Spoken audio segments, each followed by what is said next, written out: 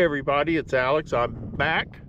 I wanted to shoot a little video today and kind of talk about boat safety. I'm out here on Lake Fork, and we have one of the biggest tournaments that we have of the year out here this weekend, and it's going to be, could be pretty dangerous if you're not careful. And I wanted to just talk to you about a few things that I think are important if you're going to come out here this weekend, but really any time you're on the water in one of these power boats. When I started boating,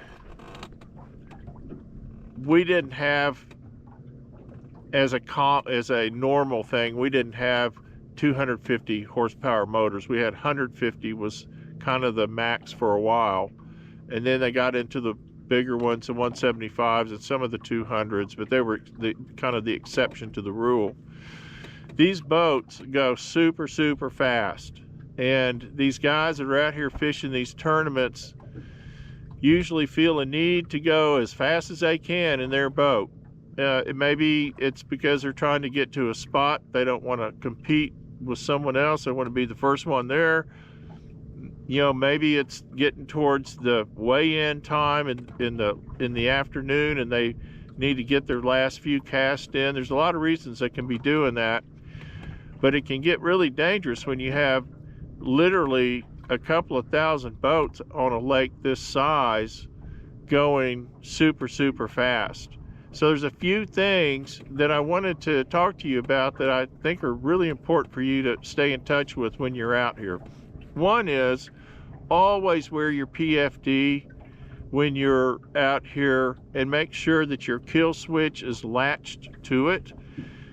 When you're going across this lake, like right now, it's almost as if you would think there was a strong wind blowing, that this water's rolling so much, and it's literally because of boat wake. And boat wake can be hard to judge. A lot of times I'll hit it and I don't have any problem with it. Most of the time I don't have any problem with it.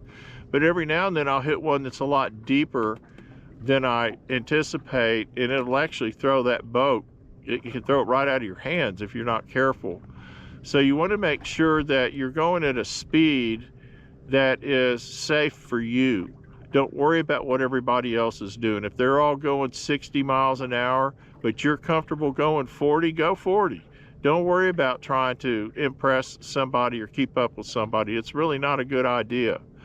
So another thing, and back to the life jacket with the kill switch, is that if you're thrown from the boat and you have that kill switch on, I'm turning to kind of get the sun in my face.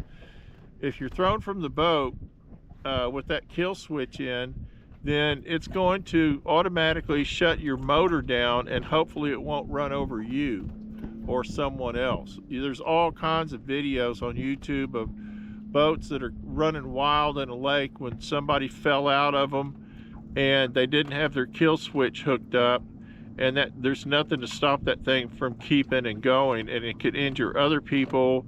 Of course, it can do all kinds of damage in all kinds of ways, but mostly people get run over by their own boat. That's what happens with them. They go in a circle.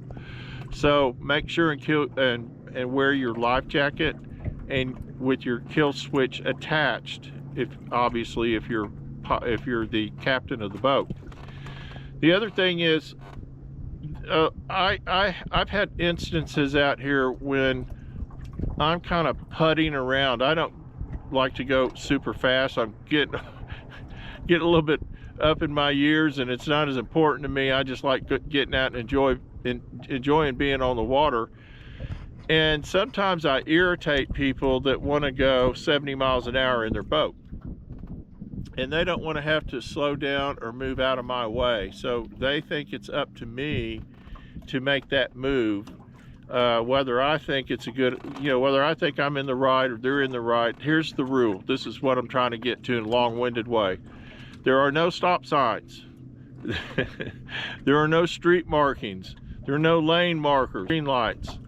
Everybody has to use their own judgment, and people don't always do a good job of that, and a lot of people are just not polite. So don't assume that somebody's going to move out of your way or do anything to avoid you. The absolute worst thing that could happen to anybody is a collision in a boat. You are absolutely vulnerable. You will fly out of the boat. You have nothing to hold on to, nothing to protect you. There, you know, people get horribly injured and killed every year from boat collisions, and a lot of it, I think probably every single boat collision could be avoided. I don't know how you could not think that. It just takes common sense, and it takes being polite. It's, you know, a few rules on the water, but mostly you can avoid it. Somebody can avoid it. One of the boats could have avoided that collision. So keep your head on a swivel.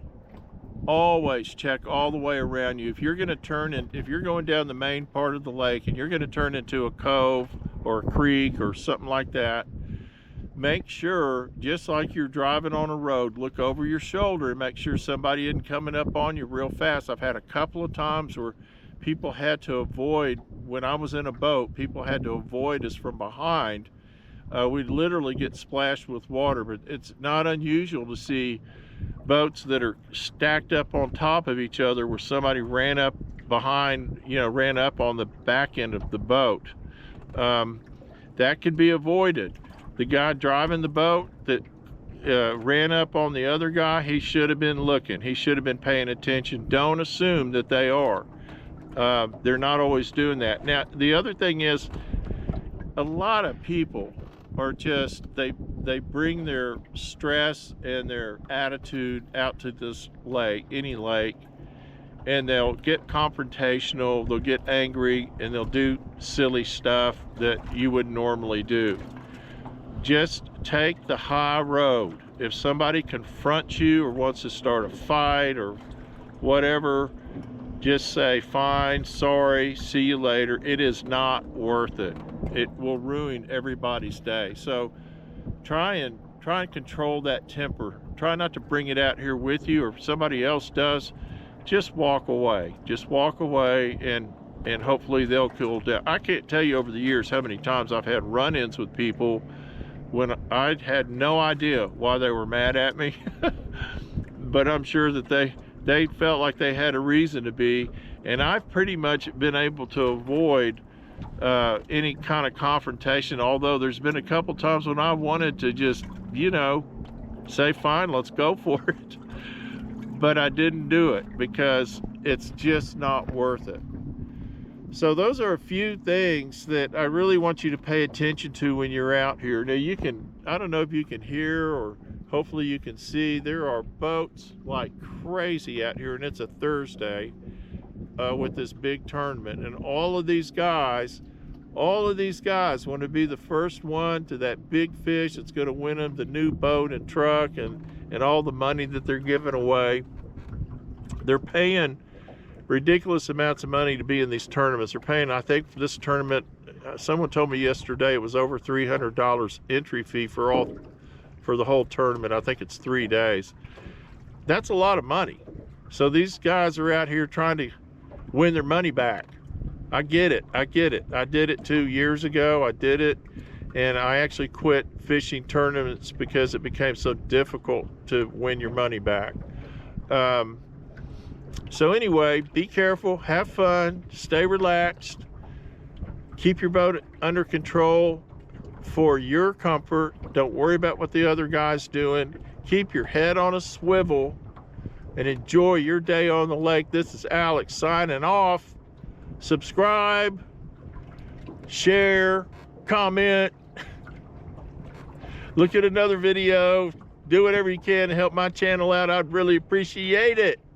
Have a great day. Have a great weekend. See you next time.